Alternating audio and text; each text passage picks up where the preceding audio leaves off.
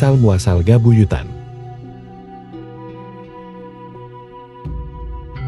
Kabuyutan adalah tempat suci dan tempat mempelajari ilmu keagamaan dalam agama Sunda, dan dipimpin oleh seorang resi guru. Kabuyutan menunjukkan bahwa nama ini mengacu pada kosmologi Sunda asli. Lokasi Kabuyutan biasanya berupa undakan batu. Istilah Kabuyutan setidaknya sudah ada pada awal abad ke-11 Masehi.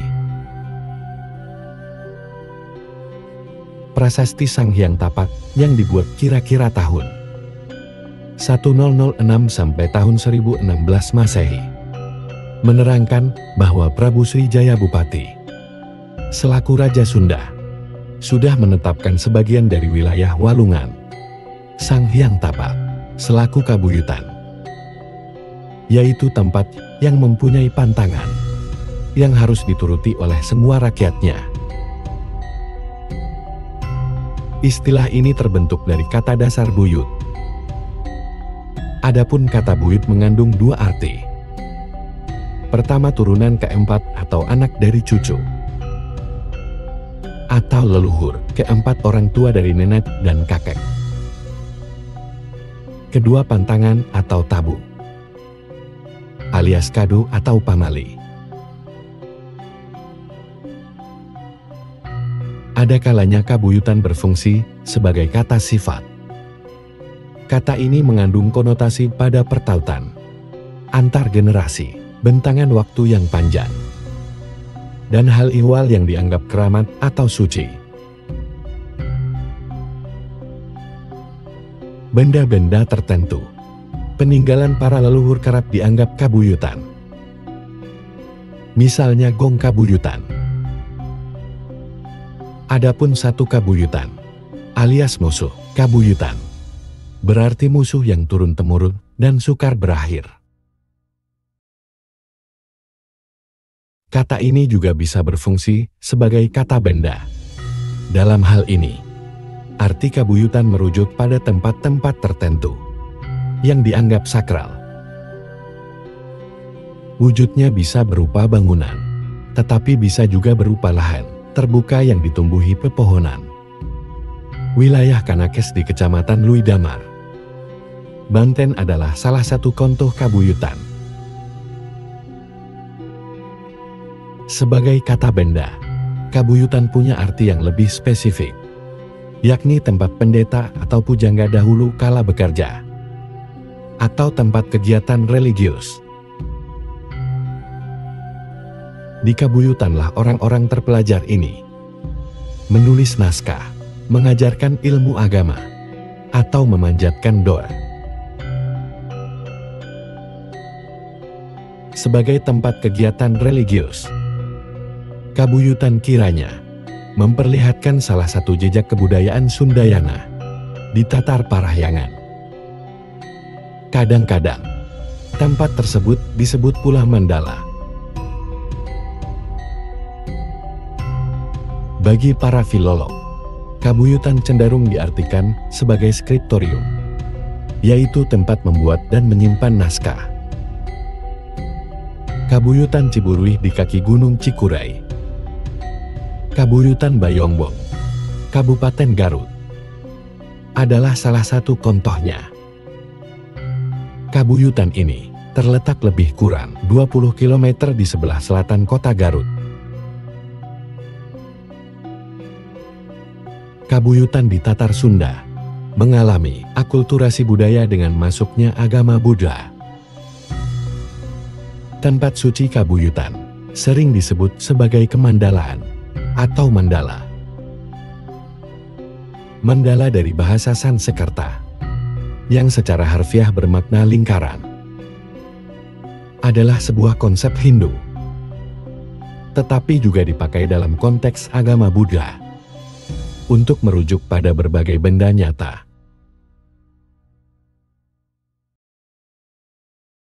Dalam praktiknya, mandala sudah menjadi nama umum untuk rencana yang manapun, grafik atau geometris, pola yang mewakili kosmos secara metafisik atau simbolik. Mikrokosmos semesta dari perspektif manusiawi. Di bagian pusat kabuyutan atau kemandalaan, tempat memusatkan pikiran, sehingga bisa dipakai selama meditasi.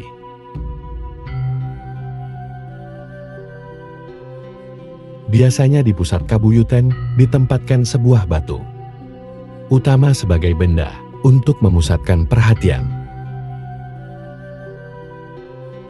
Kabuyutan selanjutnya menjadi tempat mempelajari ilmu agama. Buddha mirip pesantren jika dalam masa Islam. Orang-orang yang mempelajari ilmu di kabuyutan atau kemandalaan disebut siswa.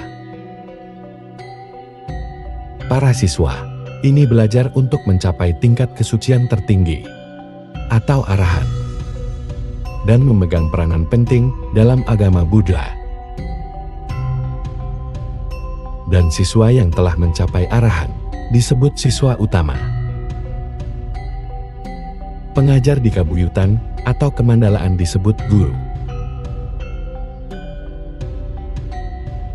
Para guru harus dihargai karena telah menggerakkan peradaban dari ketidaktahuan menuju pencerahan dan dari apatisme menuju tanggung jawab.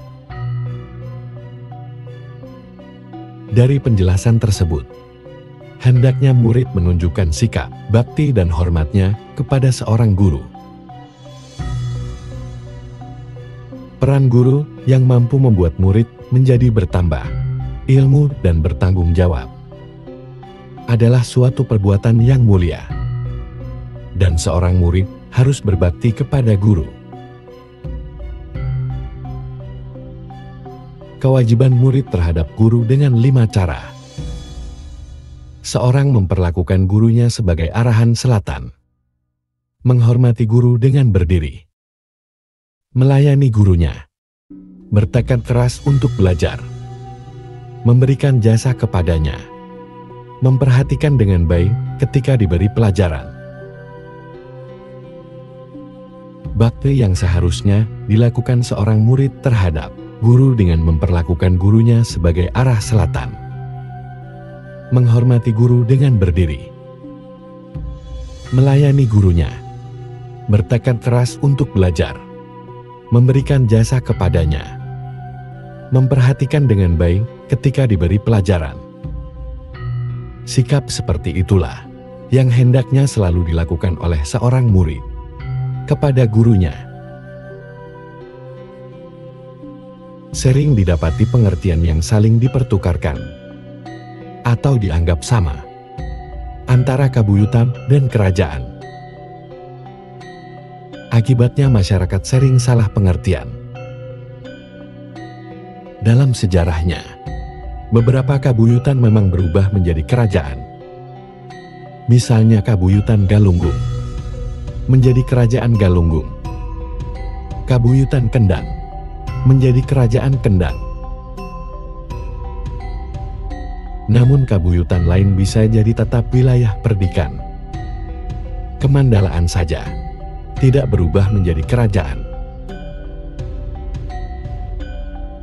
Adanya salah pengertian di masyarakat adalah disebabkan karena struktur di kemandalaan atau kabuyutan tersebut memiliki kemiripan dengan kerajaan di masa lalu. Misalnya di Kabupaten Kendang, memiliki struktur pemimpin tertinggi yang disebut resi, guru rakyat, dan penjaga keamanan yang sering disamakan dengan prajurit kerajaan. Awalnya adalah rakyat dan prajurit.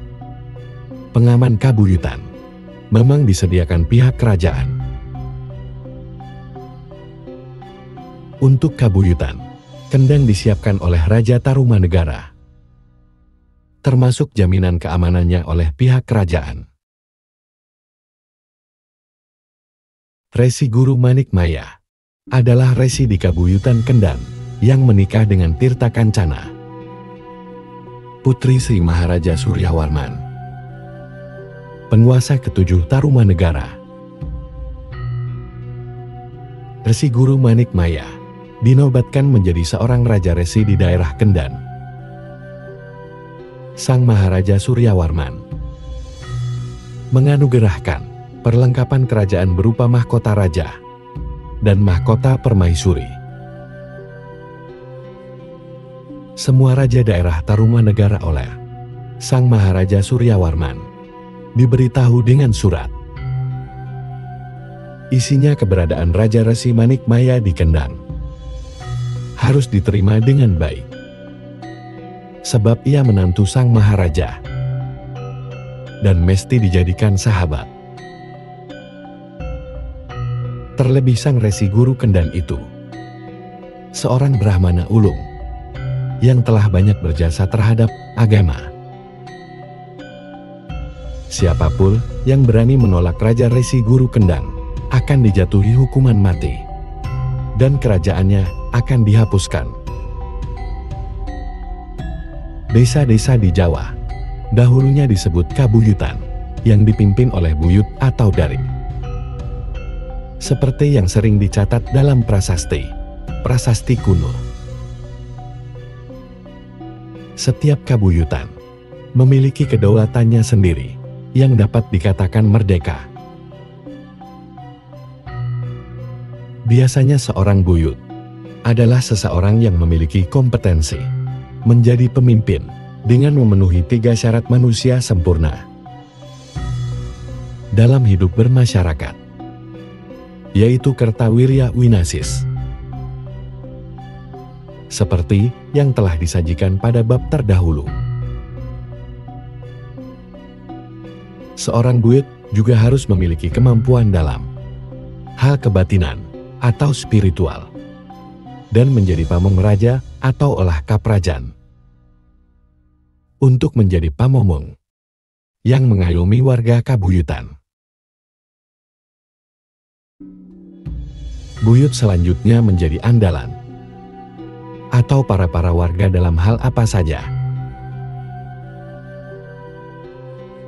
Semua tradisi atau adat kebiasaan yang berjalan di kabuyutan ditentukan oleh buyut masing-masing.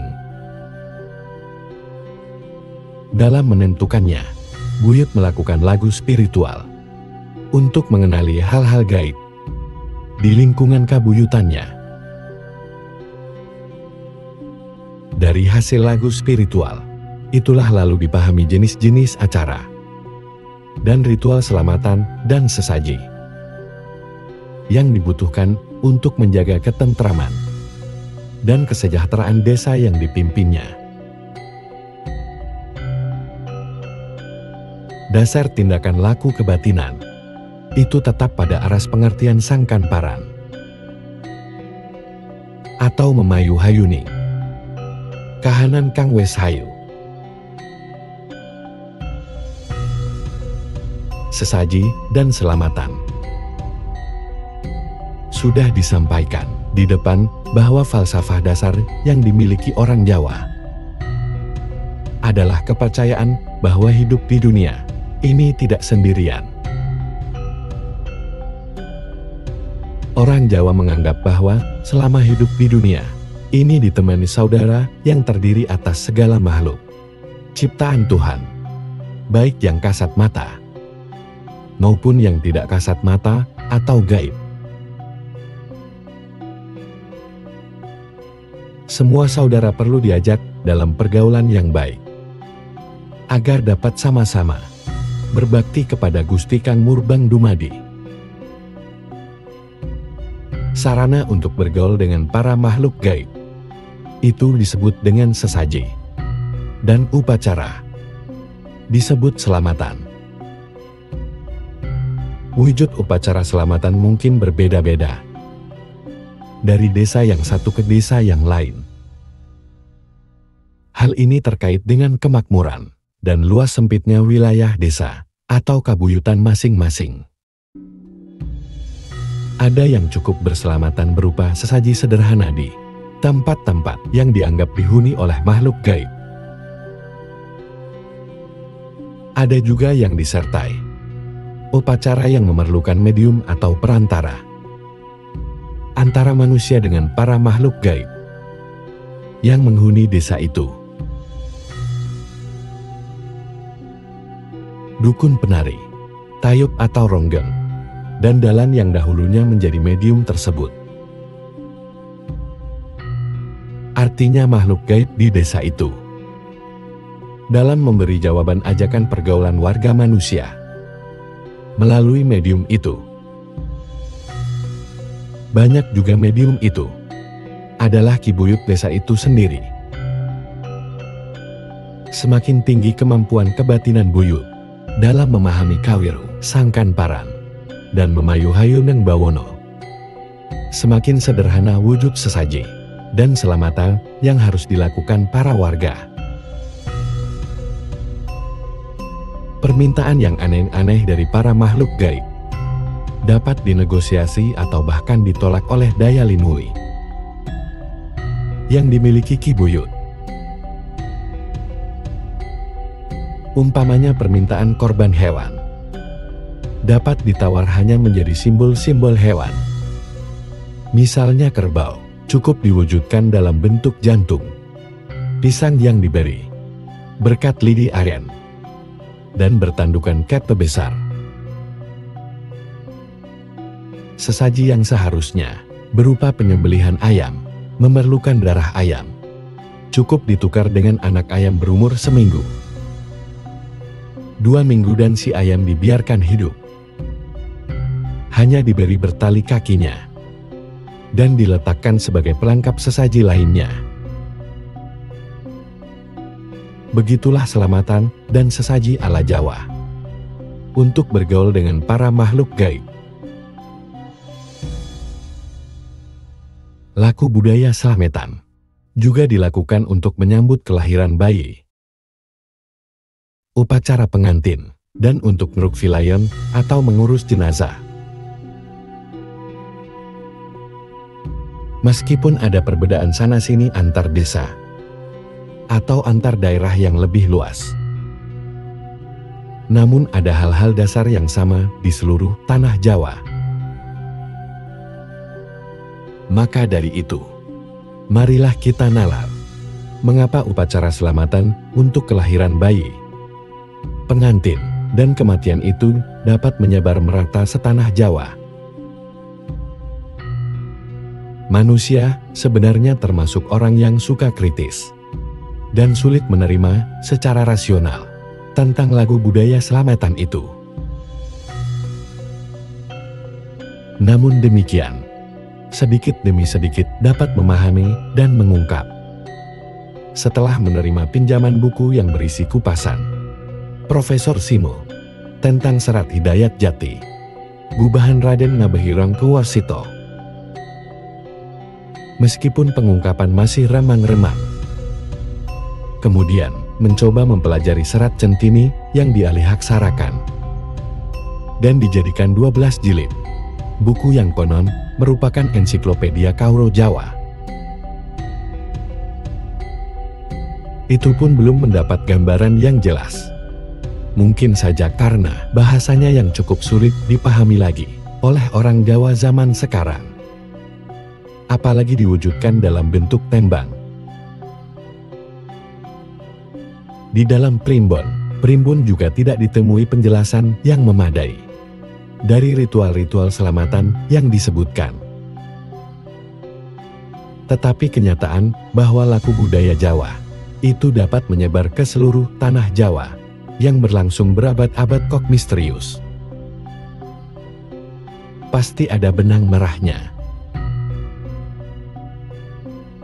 Kemerataan ritual itu memberi pengertian bahwa mustahil bila ritual itu hanya tahayul, klinik dan gugun Tuhan. Pasti ada nalar dan logika yang melatar belakangi ritual-ritual itu.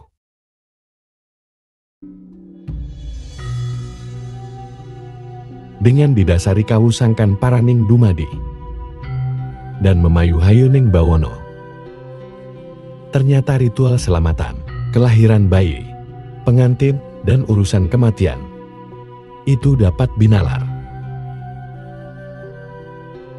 Seperti yang ditulis dalam wirid Wulung Pangkat. Kekuasaan Tuhan itu merata, meliputi dan merasuk di seluruh alam semesta, termasuk rohani dan jasmani manusia. Artinya, taroha manusia itu memiliki sebagian sifat zat Gusti yang bersifat langgeng. Sedang raga manusia hanya pinjaman dari Tuhan semesta alam. Kekuasaan Tuhan atas manusia meliputi sejak calon manusia masih berwujud, wiji yang terpisah pada dua tempat, yaitu diri atau enggat, manusia laki-laki, dan manusia wanita dewasa. Dengan dasar pengertian religiusitas Jawa, bertemunya uji urip, benih kehidupan, itu juga atas kehendak Tuhan pencipta serba makhluk.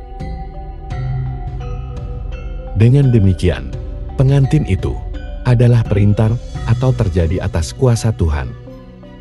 Dalam rangka Tuhan berkehendak menciptakan manusia baru, melalui laki-laki dan perempuan yang terpilih Tuhan, untuk saling berjodoh. Bukan sekedar legalisasi hubungan kelamin lelaki, perempuan, juga bukan semata-mata mengatur reproduksi manusia. Wujudnya adalah sabar dalam rasa saling tertarik di antara kedua orang yang akan berjodoh. Maka untuk meresmikan ikatan manusia yang saling tertarik atas kehendak Tuhan, itu diwujudkan dalam upacara pengantin, agar hubungannya kelak sebagai ayah ibu, calon anak-anaknya, tetap terpelihara pada tataran martabat kemanusiaan. Dalam urusan kematian, jelas bahwa pati itu adalah kekuasaan dan wewenang Tuhan dalam rangka menutup kehidupan seseorang. Manusia mati sebaiknya dapat kembali pulang ke jagat asalnya. Semua pinjaman yang berwujud raga hendaknya dapat kembali dengan sempurna kepada pemiliknya, yaitu jagat raya, yang tadinya wujud tinggal nama, yaitu nama baik seseorang yang setelah mati dapat diteladani oleh anak cucunya. Pengertian tentang kekuasaan Tuhan atas kelahiran, perjodohan, dan kematian manusia dapat dibahas lebih jauh. Benih kehidupan manusia diciptakan yang agung dalam dua bagian. Sebagian bertempat pada ayah atau sel-sel sperma, dan sebagiannya lagi bertempat di ibu, dalam sel telur, yang bertempat di dalam raga ayah, disebut dengan yang nur cahya, atau yang kamajaya. Keberadaannya dimuliakan dengan wujud sesaji, bubur putih, yang berada pada ibu, disebut yang nurasa, atau yang kamarati. Keberadaannya dimuliakan dengan wujud sesaji, bubur merah. Kedua benih kehidupan itu bertemu di dalam rahim ibu, dan disebut dengan yang hening, yang keberadaannya dimuliakan dengan wujud sesaji bubur merah, yang di tengahnya ditumpangi sedikit bubur putih. Setelah berumur 3 bulan, sejak bertemu di dalam kandungan ibu, calon bayi itu disebut dengan Yang Wenang. Berbeda dengan Sang Hyang Wenang, keberadaannya dimuliakan dengan wujud sesaji, tumpeng meru, atau gunungan, yang dibuat dari nasi putih. Setelah lahir di Progohi, umur 1 hari, kemudian sepasaran atau puputan, umur 5 hari, kemudian selapanan, atau 35 hari setelah lahir, sebagai manusia yang suci bersih. Selamatannya berupa amon, among, yang terdiri atas tumpeng meru yang kakinya ditutup dengan urat atau gudangan, dan telur rebus yang dibelah membujur.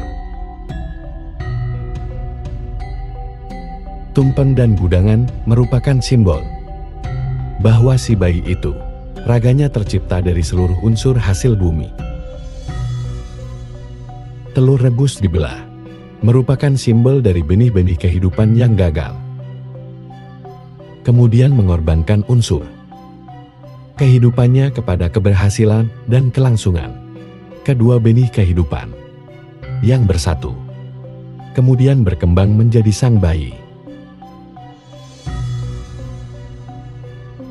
Kadang-kadang dalam sesaji among juga dilengkapi dengan ikan asin yang melambangkan bahwa keberhasilan dan keberlangsungan hidup sang bayi juga mengandung pengorbanan dari makhluk-makhluk lain.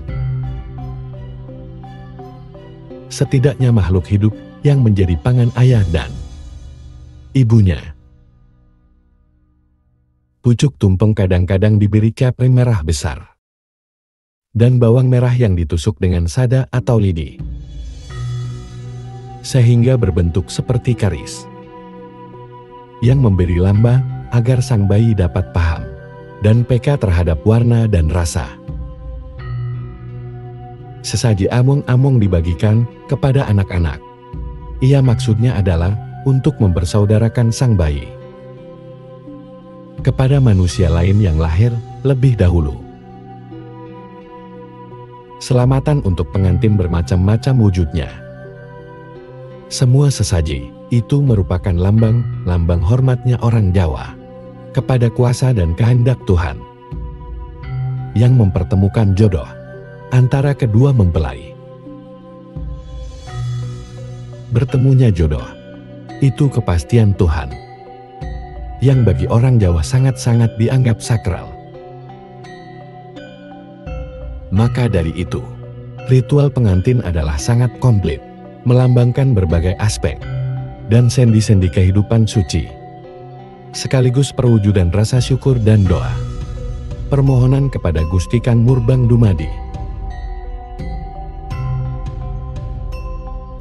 Selamatan untuk pengantin juga merupakan sarana untuk mengundang makhluk Tuhan yang bersifat gaib agar bersedia menyaksikan ikatan kedua manusia yang telah menerima kehendak dan kuasa Tuhan dalam perjodohannya. Selamatan untuk kematian adalah upacara pengembalian jasad pinjaman kepada pemiliknya atau jagat raya. Mengapa yang melaksanakan adalah ahli waris atau keluarga si mati? Itu tak lain karena si mati sudah tidak kuasa mengembalikannya sendiri. Selain itu, sesaji itu juga merupakan perwujudan bakti dan hormat dari keluarga kepada leluhurnya yang sudah meninggal. Sesajinya berwujud tumpeng sinigar yang dibelah membujur dan diletakkan saling membelakangi, yang merupakan pelambang bahwa jasad si mati akan lepas mengurai kembali kepada jagat raya. Urutan-urutan upacara sejak hari kematian hingga 1000 hari sejak meninggal merupakan simbol-simbol penggambaran proses kembalinya jasad menjadi unsur-unsur bumi di dalam kuburnya.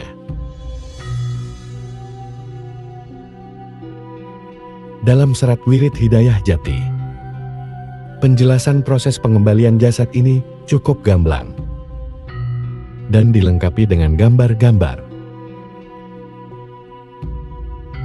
Berdasarkan selamatan lahir, pengantin kematian di atas, nyatalah bahwa orang Jawa sangat memperhatikan bahwa perkara kelahiran hingga kematian itu adalah kehendak dan perintah Tuhan. Demikian juga peristiwa perjodohan, yang merupakan bakalan sarana penciptaan manusia baru. Dengan demikian, serangkaian selamatan dan sesaji tentang 3 perkara penting kehidupan manusia itu benar-benar didasari oleh kesadaran kosmis yang sangat tinggi dan tidak dapat dianggap remeh. Bahkan sebaliknya memerlukan pemikiran yang dalam.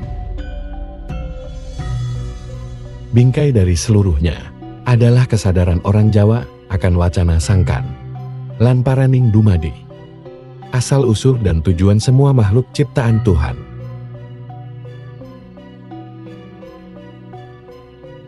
Selain ketiga selamatan dan sesaji di atas, masih banyak lagi jenis budaya selamatan yang dilakukan orang Jawa. Ada yang sifatnya laku budaya untuk kepentingan pribadi. Ada yang untuk kemasyarakatan. Ada yang campuran keduanya. Contoh-contohnya adalah upacara bersih desa, selamatan pembangunan rumah, membersihkan gedung atau belit atau sandang, membakar batu bata, ruatan mantu, dan lain-lainnya. Semua selamatan itu pasti ada sesaji yang wujudnya sesuai dengan keperluannya. Kesemuanya kalau dibaca dengan kacamata pemahaman sangkan paraning dumadi dan memayu hayuning jagat, maka akan terasa enak dan menjelaskan. Sehingga tidak gampang mendakwah bahwa lagu budaya Jawa itu hanya kenik, tahayun atau gugun Tuhan belaka. Di Nusantara ini, banyak kita temui acara tradisi yang memerlukan penyembelihan hewan kurban. Misalnya saja, dalam membangun jembatan atau gedung besar, sering dilengkapi dengan penyembelihan garpu, yang kemudian kepalanya dikubur. Atau tradisi untuk menyembuhkan orang kerasukan atau kesurupan dengan kucuran darah ayam hitam. Mungkin saja, dahulunya tradisi demikian juga berlangsung di Jawa. Namun setelah berjalan lama, dan disadari bahwa upacara penyembelihan korban itu tidak cocok dengan suasana batin orang Jawa yang menganggap bahwa serba makhluk di jagat raya ini adalah saudara, sama-sama warga dari zat sejati Neng Ori. Tentunya tidak pantas menghilangkan nyawa saudara demi kepentingan pribadi, walaupun mewakili seluruh manusia sekalipun. Oleh karena itu, bentuk sesaji diubah yang tanpa penghilangan nyawa. Kerbau cukup diganti dengan jantung pisang, sehingga sesaji tidak lagi harus membunuh seekor kerbau. Apalagi kerbau bagi orang Jawa sangat berguna. Kerbau sapi dan kuda adalah raja kaya, yang artinya adalah hewan ternak yang bisa diambil manfaat tenaganya. Maka bagi pandangan Jawa, menyembelih raja kaya untuk sesaji, termasuk ritual sembah atau kurban, sesungguhnya kurang benar. Penghilangan nyawa hewan yang sia-sia memang bukan pandangan Jawa. Maka sesaji yang mensyaratkan penghilangan nyawa binatang selalu diganti dengan simbol-simbol lain. Kepala kerbau dengan jantung pisang, darah ayam diganti, anak ayam hidup-hidup. Kalau memang danyang menghendaki kepala kerbau atau darah ayam hitam, maka diingatkan bahwa itu kekejaman yang bertentangan dengan naluri Jawa yang menganggap semua titah dumadi saudaranya. Maka dalam hal ini tersirat dengan jelas tingkat keunggulan keberadaban manusia dibanding paradanya. Keunggulan cara Jawa itu pada rasa, maka si danyang pun paham dan menerima dengan tulus. diberi tuntut gedang pengganti kepala kerbau pun mau menerima. Bahkan, mungkin ketika disodori anak ayam yang bersiap-siap untuk diminum darahnya, menjadi tidak tega. Inilah salah satu bentuk ilmu rasa Jawa, yang ternyata bisa menundukkan rasanya paradanya tanpa nasorek. Hal ini juga mengandung makna bahwa sebagai saudara spiritual, orang Jawa merasa sejajar kedudukannya dengan paradanya. Tidak takut-takut. Harus ini, harus itu.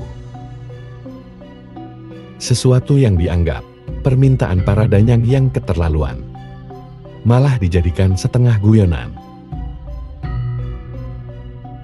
Jangan-jangan para makhluk gaib yang diberi sesaji manipulatif itu juga tertawa-tawa atau jengkel ketika disuruh membunuh anak ayam yang bersiap-siap karena dipisah dari induknya. Dahulu termasuk dilakukan di belahan dunia lainnya, seperti India, Timur Tengah, dan tempat-tempat lain. Ada sesaji yang sangat keterlaluan, yaitu sesaji yang berupa pengorbanan manusia atau buru sameda.